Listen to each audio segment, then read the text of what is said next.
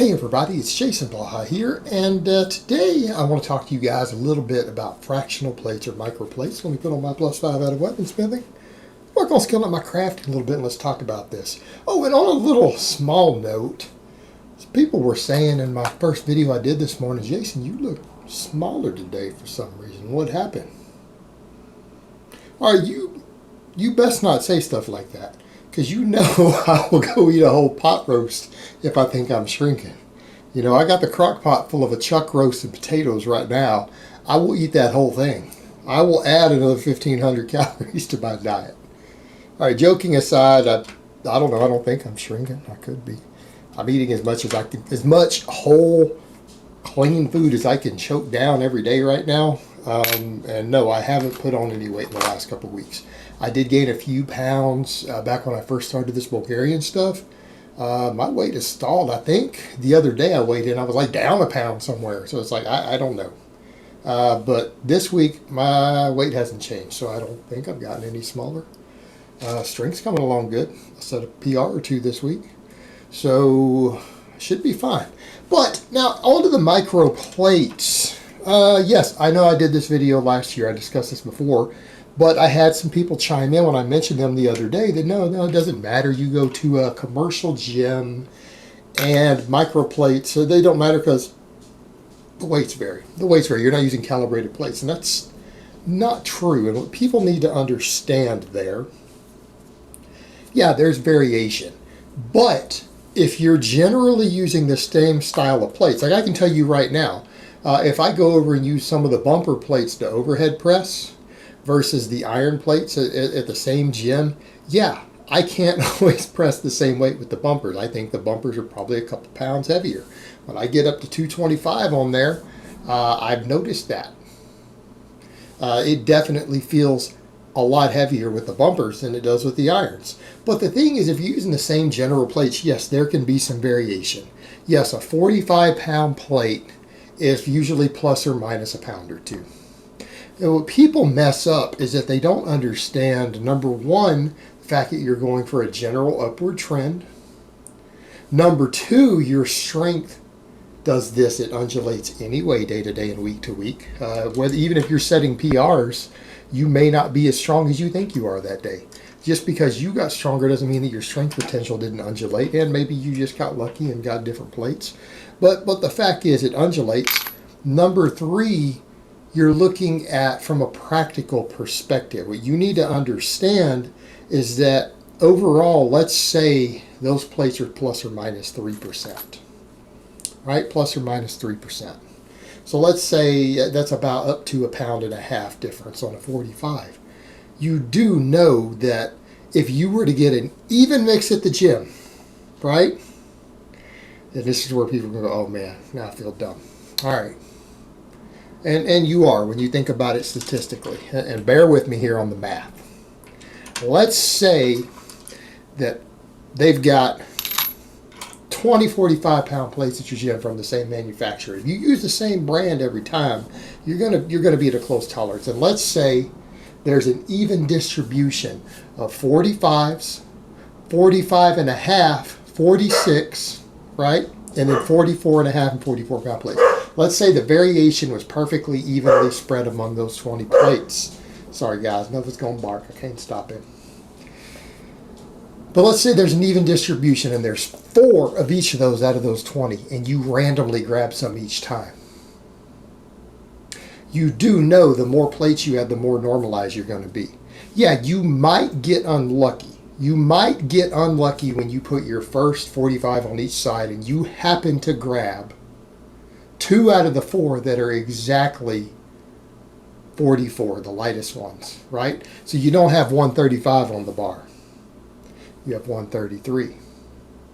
What are the odds of that happening? Pretty low, right? Same thing of going 2 pounds over. Of being 2 pounds over.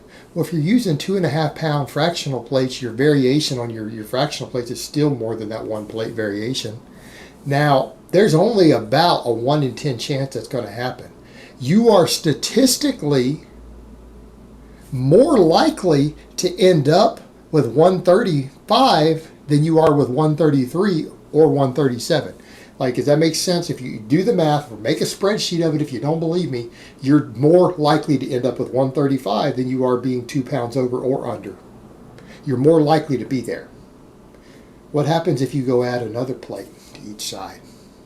The odds that you got all 4 out of the 20 that were exactly a pound under, do you know the odds of that are astronomically low? Same thing of getting all 4 that are exactly a pound over out of those 20. Your odds are extremely low of that happening. Same thing when you add another plate.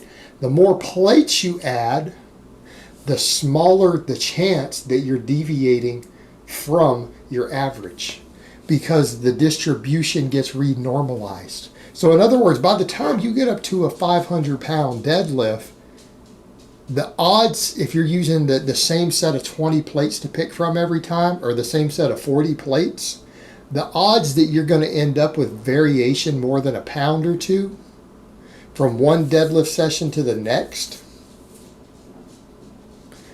is something in the way of less than 5% chance that it's going to happen. It might even be lower. I'd need to actually plug the numbers. So what you need to understand, those variations are small, but because you're getting random plates, it doesn't mean that, oh man, since some of those are off, I could be 10 pounds under or 10 pounds over. You could, but there's a very, very, very low chance of that happening, right? And in most cases, there may not be enough plates there to even have the odds of being that far off. Meaning, assuming they only have so many plates at your gym, let's say they only have 20, 45-pound plates or 30. The odds when you start getting stacked out to more and more plates that you're going to get the largest spread of ones that are really far off, over or under, is low. And it doesn't matter if you do get a few all the way off, because they'll balance each other out. And it doesn't matter that your plates at your gym on average, let's say they all turned out to be an average of 44 instead of 45. Is that really going to matter on your progression from week to week? Of course it's not. It doesn't matter. You're going to end up being very, very close because you're pulling from the same selection of plates each time, even if their variation is 3%. And 3% is usually really cheap plates, and that's common in commercial gyms. But here's what matters. Let's say over the course of whatever weeks, you end up with a possible plus or minus 3% on the bar, but you control that variable by an upward trend and using the micro plates to balance it. And keep it in mind, when you're dealing with smaller amounts of plates, honestly, your micro plates are more than offsetting the variation. In other words, if you're only overhead pressing 135 and you know there's, what's your chance? 1 in 10 that you're 2 pounds under, 1 in 10 that you're 2 pounds over. And odds are you're within a half a pound. It's going to be 50% of the time you're going to be like within a half a pound, right? You start looking at the math, well, your 2.5 pound microplate totals, that's 1 1/4 on each side, is larger than the variation. So do you guys understand when people say stuff like that, you're being really silly. The microplates do allow you to ensure an upward trend using your set of microplates every time.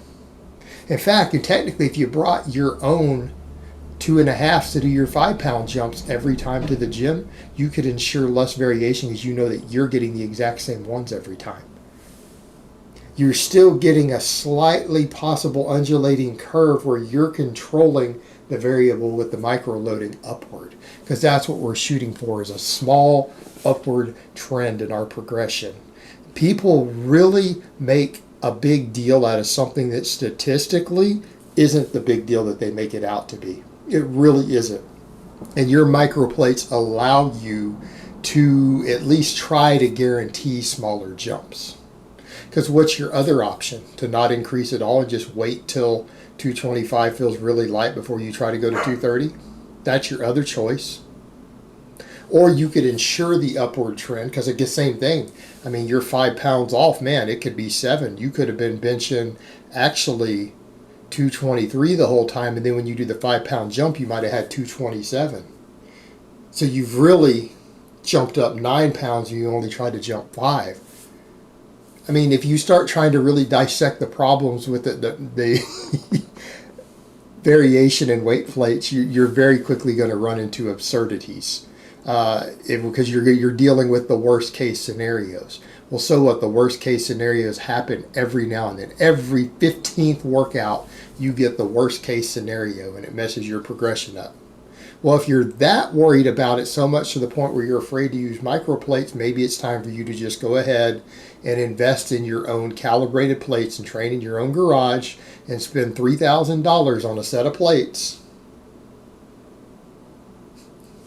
That's your only other option if you're going to be that OCD about it. Or you could just realize it is probably going to normalize. It's going to have an average wave with a little undulation, and that you can control it by microloading.